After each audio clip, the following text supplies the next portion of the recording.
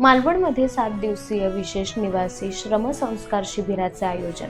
मालवण तालुक्यात दिनांक 6 डिसेंबर ते 12 डिसेंबर 2025 या कालावधीत कट्टा पंचक्रोशी शिक्षण प्रसारक मंडळ कट्टा संचलित डॉक्टर बाबासाहेब वराडकर कला व वाणिज्य महाविद्यालय कट्टाच्या राष्ट्रीय सेवा योजना विभागामार्फत 7 दिवसीय विशेष निवासी श्रमसंस्कार शिबिराचे आयोजन महाविद्यालय दत्तक गाव गोळवण येथील ग्रामपंचायत गोळवण कुमामे डिकवल येथे आयोजित करण्यात आले आहे. ह्या शिबिराचे उद्घाटन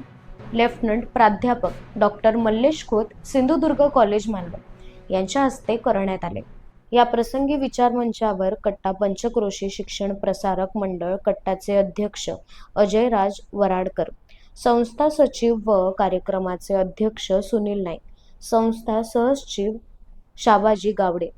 महाविद्यालय विकास समिती सदस्या व स्मिता कम्प्युटर एज्युकेशन कट्टा संचालिका श्रद्धा नाईक, गोळवण कुमामे डिकवल ग्रामपंचायतचे सरपंच